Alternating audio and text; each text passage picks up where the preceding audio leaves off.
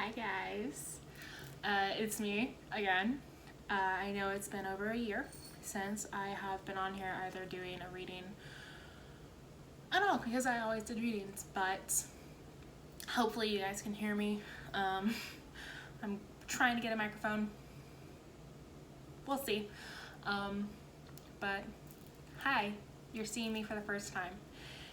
And I kind of wanted to talk about a lot of stuff that's going on with me, a lot of stuff that I have been experiencing, a lot of stuff that has shaped me within the last year. The last video that I uploaded was 11 months ago. And it's not because I don't love you guys, and it's not because I don't appreciate you, it's not because I'm not grateful. It's because I'm on a journey, and my journey got very complicated, and my journey got very intense. I had, and I still am, going through a lot of karma. I'm going through a lot of growth. I'm going through a lot of triggering, and I'm working through that.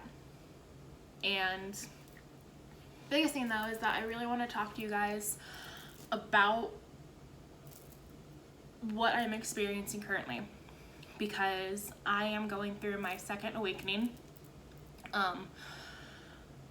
My last one was summer of 2018, so it's kind of about the same time, 2 years later, that I am being triggered again, and I am really learning a lot about myself. I'm learning and remembering a lot of who I am, where I came from, why I'm here, and where everything fits, because a lot of it started with my twin flame journey, and a lot of it stems from that, stems from our past lives together, stems from our current life together, and so on and so forth. So I have felt very drawn to do just a video and start doing personal enrichment videos, personal growth videos, because it's what I'm supposed to be doing, to say the least. I know my neighbors probably hear me downstairs, and I really don't care, but hi guys if you can hear me. But you know, I don't talk much. I kind of like to stay quiet because I'm on the second floor. You know, last time you guys knew me, I was living with my parents. I moved out in December. I am currently living on my own, me, myself, and I, and Fred. And y'all remember Fred, wherever he is currently sleeping. He's probably in my room because it's, you know, I'm not paying attention to him. Oh, never mind, he's right here next to me. Hold on.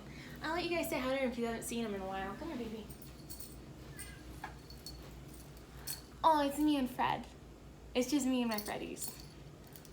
This is my old man. Alright, I'll put you back down. You know, I've been going through a lot of stuff. With him, oh, I touched him and now he wants attention. Hi, baby. Yeah, you'll be seeing a lot more of him probably because he's an attention baby. But yeah, I'm gonna put out my incense real quick, just because it's getting a lot of smoke in the camera. There we go. I was supposed to just light my candle and it has, so.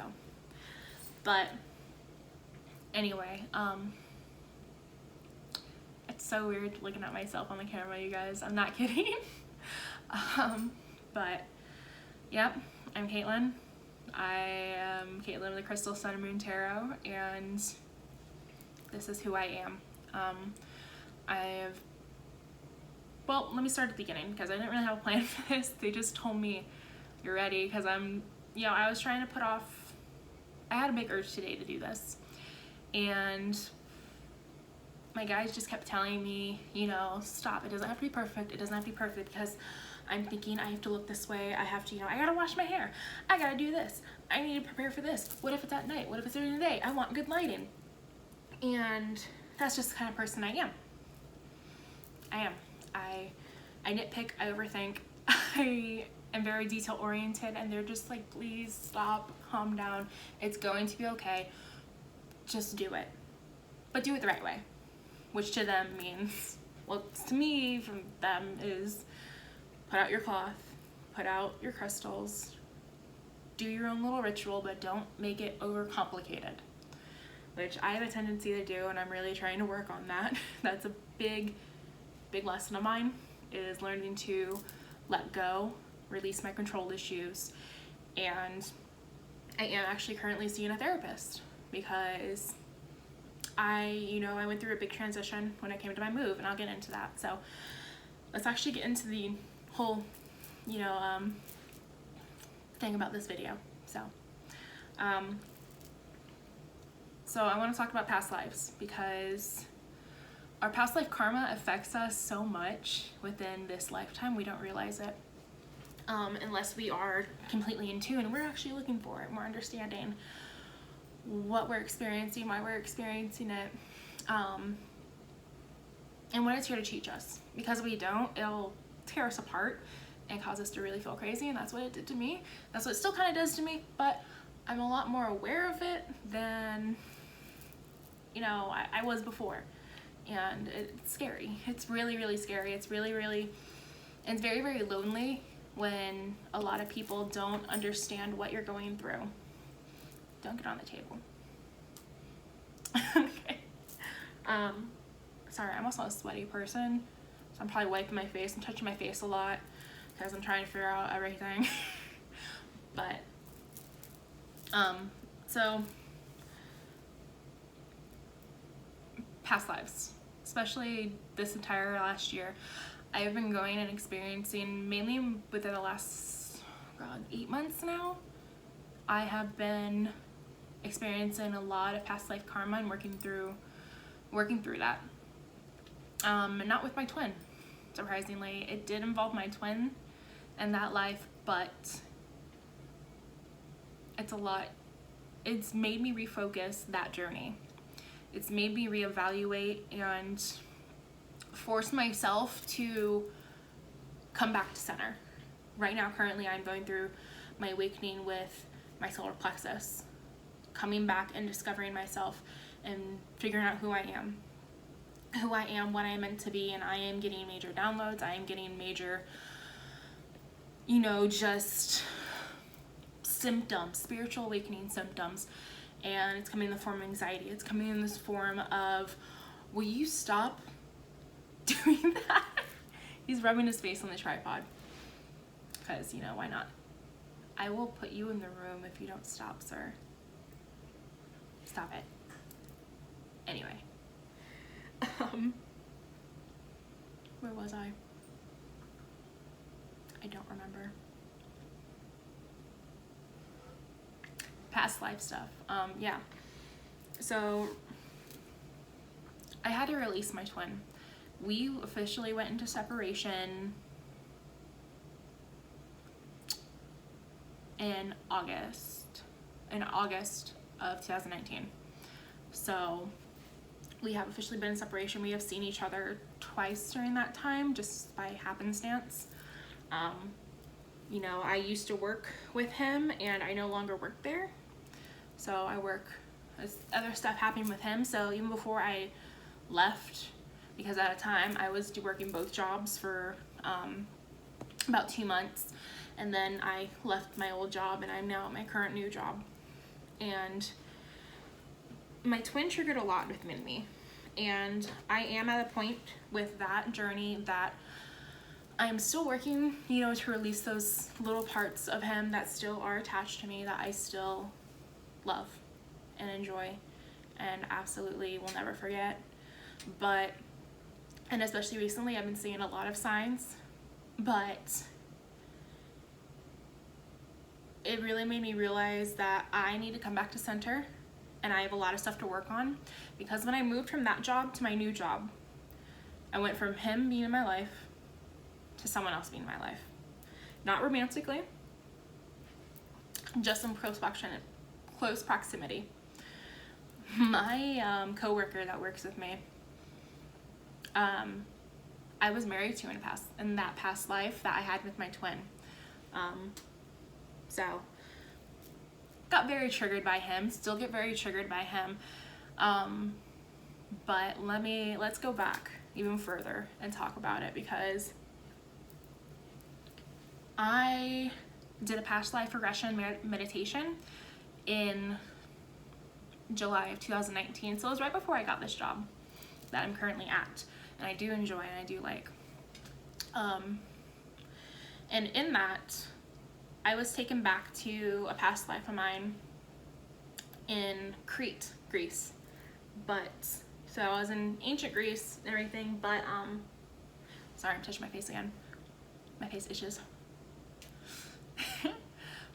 But in Crete, the biggest thing to me was that, yes, you know, I'm here because in the meditation, I do guided meditations.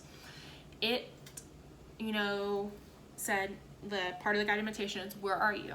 How do you feel? You know, what's going on? And they took you to different parts of that past life, you know, like the worst day of your life, the best day of your life, different aspects of that. And so this is the whole thing. It was an hour-long meditation. It was very, very deep, very vivid, very powerful.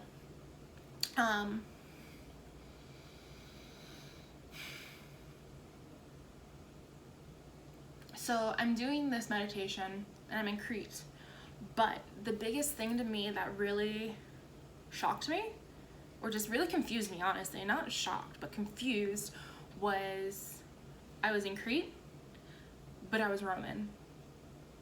Like, and I'm hearing you in my ear right now and just like, hey. But no, seriously, I was in Crete, but we're Roman. And at that time, I was like, this is so fucking weird. Like, I was so confused. I'm like, okay, well, obviously, like, because, you know, I'm clairvoyant, I'm clairaudient, and when I'm in meditation, I see vividly. My third eye is always open, and I could see clearly that, you know, we were in Crete, but we felt Roman. Like, the guards were dressed not like Greek guards, they were dressed Roman. So in this lifetime, I was a daughter of a higher up person of status. I felt military, you know, someone in military that was, you know, that was stationed there, you know, that lived there on the island. And I did come to find out later, a month or two ago, last month, I think, maybe at the beginning of February, that there was a period of time that Crete was part of the Holy Roman Empire. I didn't know that, like, at all. And it was, I believe, 200 BC to 200 AD. You know, roughly around that time is, you know, this time that it was under Roman control. So that was 2,000 years ago. Okay, let's round off.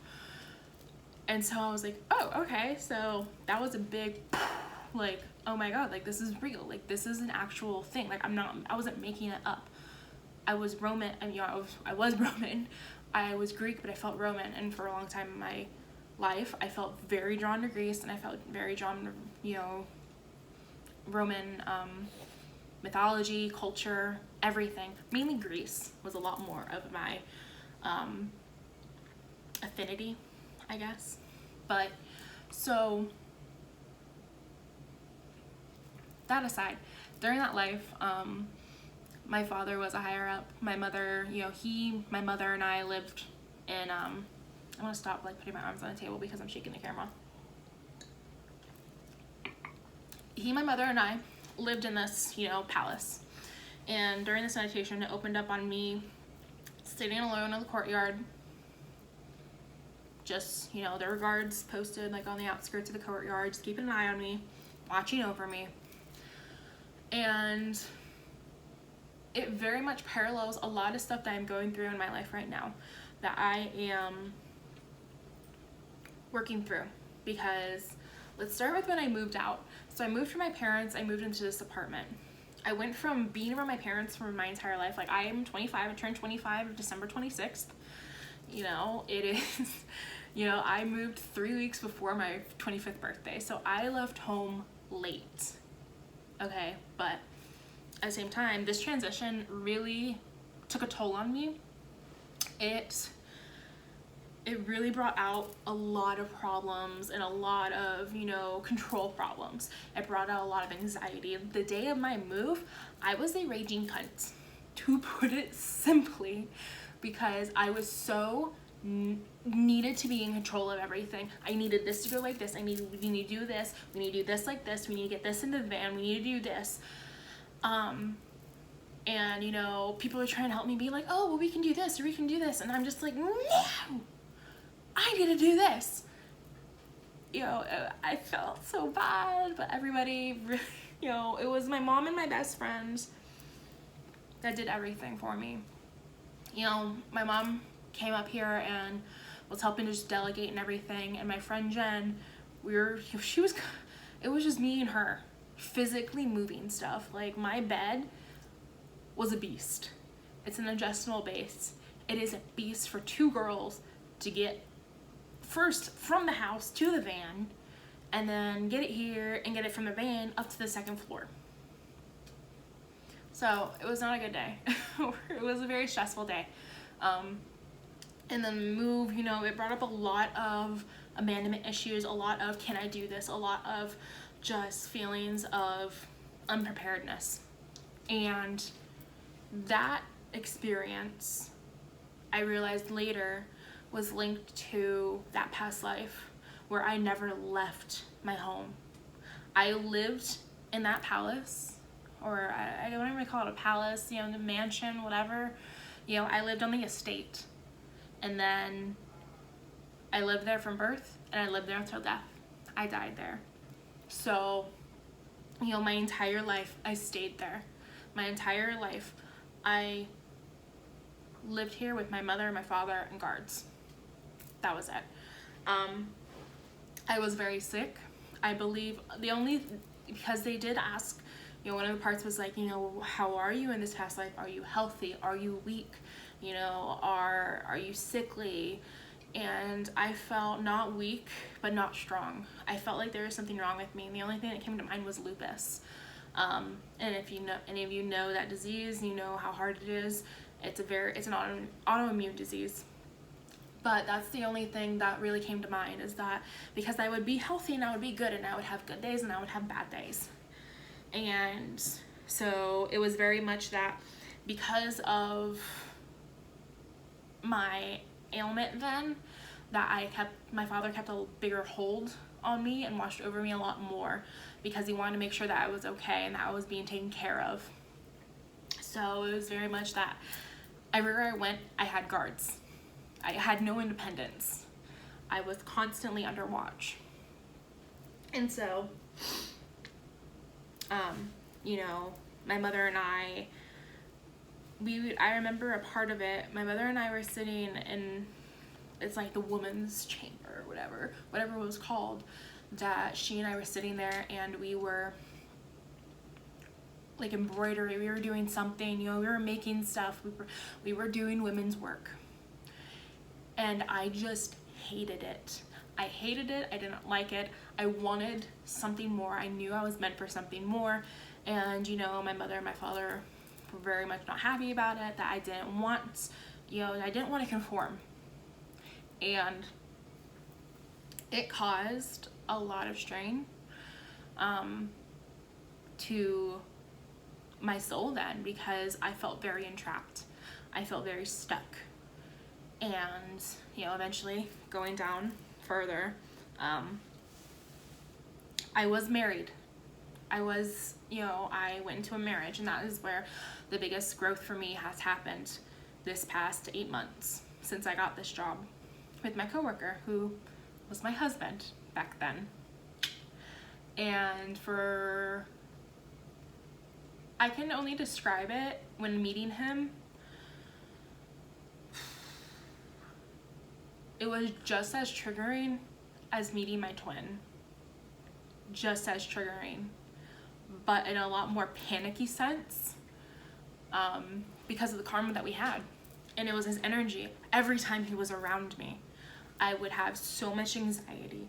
I would have panic attacks when I first started my job because a lot of it had to do with his energy.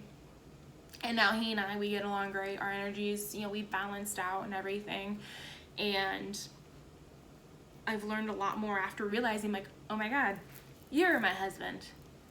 That's why I feel the way I do around you. That's why you activated me. Because our relationship then wasn't perfect.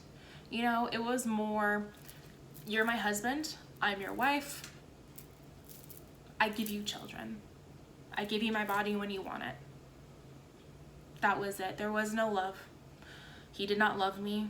We got along. He was not mean to me. He was not horrible to me. But he did not love me. And it was a very lonely marriage. And my twin was there during that time because he was my guard. My father assigned him to me as my personal guard.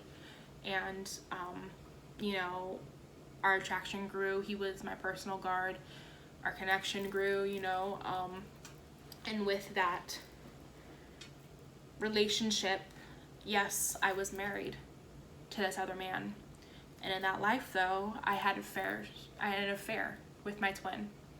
He was the other person. But whether my husband knew or not, I'm not sure. But at the same time, he didn't care. You know, my neighbors. But anyway, so I'm touching my face a lot. I'm so sorry. But recently, what was it, 2 nights ago? Yeah, 2 nights ago, I had a very vivid dream. Because my coworker, who, you know, he was my husband in the past life, and he and I we get along really well. He has a very brotherly energy to me, and he may have been my brother in that past life. I'm not sure, you know. And that happened back then, you know, you're gonna marry your brother and all this, whatever. Especially with people more, what's it called? Like, more like blue-blooded people is the only thing. Aristocracy, you know, that was a thing. They did that. So I wouldn't be surprised, because that is kind of the bond that we had. He's very brotherly. But I literally am always thinking, I'm like, I could get along with you, but if I was married to you, I would fucking hate you. But, you know, whatever. In this life, he's gone through his own karma in this life before I've even met him with his current wife. His current wife, I can speak. He absolutely adores.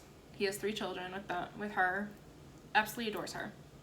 But I had a dream that, you know, he and I, we were driving together, and he was driving me back to this house because I was gonna, like, watch their kids or house sit for them while he and his wife went out. And the thing was that this dream echoed, but when I woke up, it triggered me so much. A lot.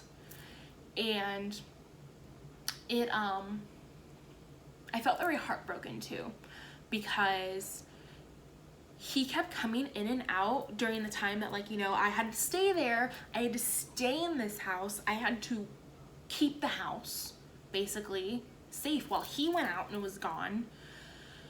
And, you know, he went off, but his wife didn't materialize as herself in this dream. His wife materialized as several different women. Like, he would come and she'd be one person. He'd leave, he'd come back, she'd be another person. It'd be her voice, but they'd leave, they come back, he's with another woman. It's still her, it's, you know, I'd still know it's his wife, but it was different women. And I was just, you know, in that dream, like, I felt heartbroken. And I didn't understand why. It triggered me a lot when I woke up, because I'm like, what the fuck? But You know, because for a while I'm like, is he my twin? Is this? And Spirit has been like, no, he's not. No, he's not. No, he's not. Like, you know who your twin is. Stop triggering yourself. You know, because my twin is my twin. He's never gonna change. Well, I hope he changes for the better, but my twin's never gonna change who his physical form is in this lifetime. But my husband back then, that's what happened during that life. That dream mimicked what was happening then.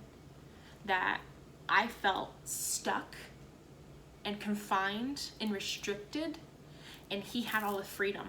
He could go out, be with as many women as he wanted. Nothing would stop him because he was a military officer. You know, he went and left a lot, and I was home a lot. I was home the entire time. But my twin was there, and that's how our relationship grew and everything. I ended up having 5 children in that lifetime, 2 of which were my twins. 5 of those children, 2 of which were my twins, the other 3 were my husband's. Ironically, he has 3 kids this lifetime, but that's it. That's another subject.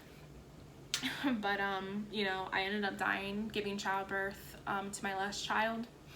And that was the thing, that's what ended that meditation, because I'm in my chambers, I have just passed, the guards come rushing in, they're kind of just there like, oh God, oh man. You know, my twin then comes in because all these other guards rushed in, and he comes in later and he kind of backs up, and he was very affected. He was very sorrowful. And then my husband came in. And in that meditation, this was actually the first time that my husband appeared.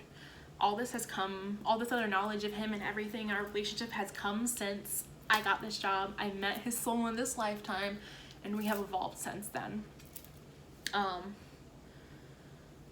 But one of the things that hurt the most was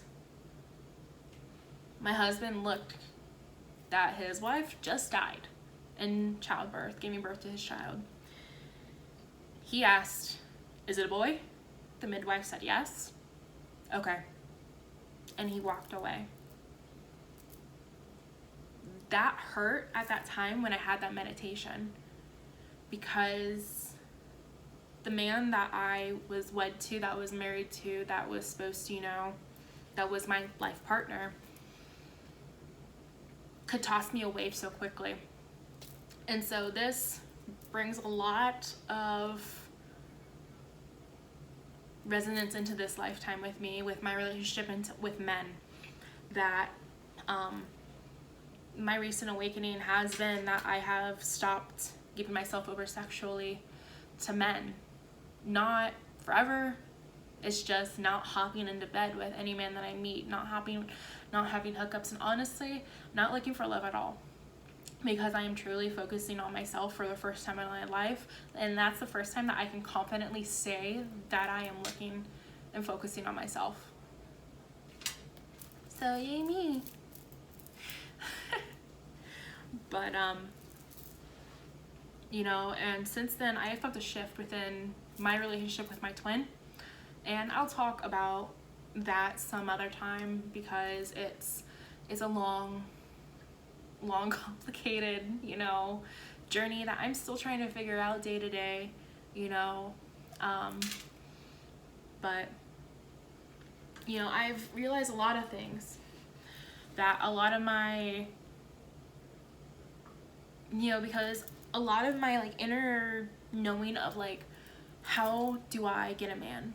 Well, I had to give myself over, you know, subconsciously I was giving myself over too soon, because that's what he wanted.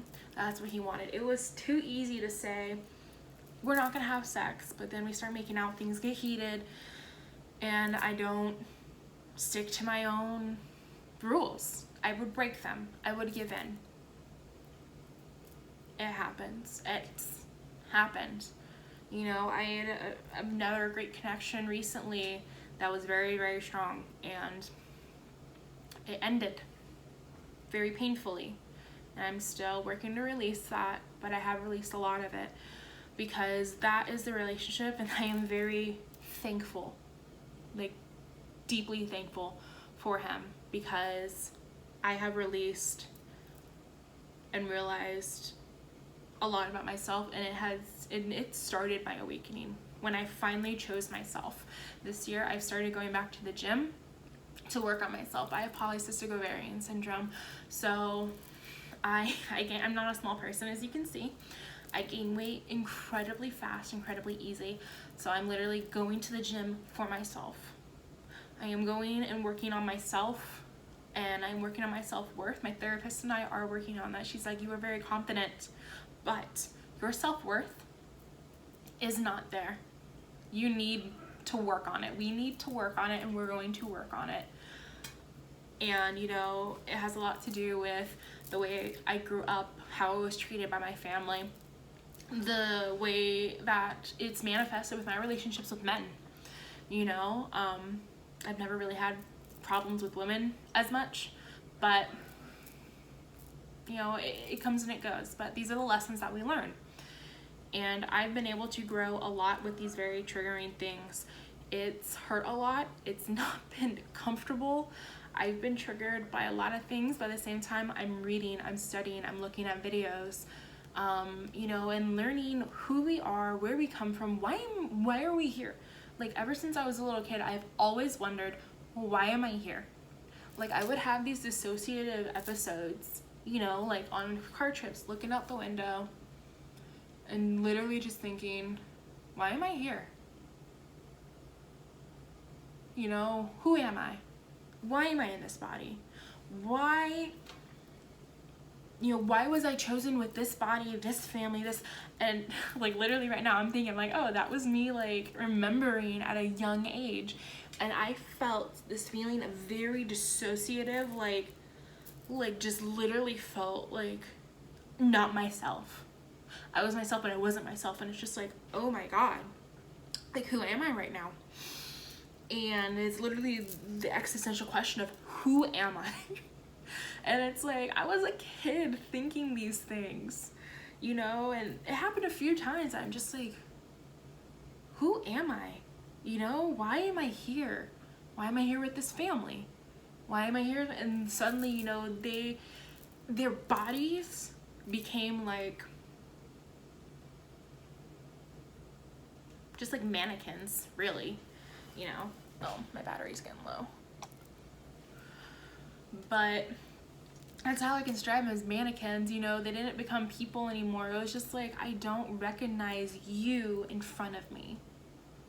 I don't see you as your person. Like, it was very trippy, to say the least. It was trippy. But, you know, these are the things that I've learned, and it's helped me grow a lot. And I see a lot of signs from spirit.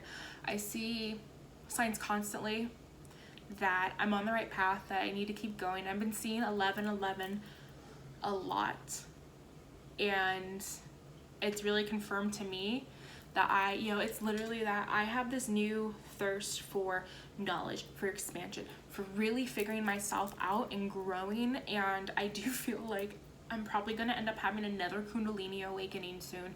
I'll make that another video about my Kundalini awakening. It was a lot.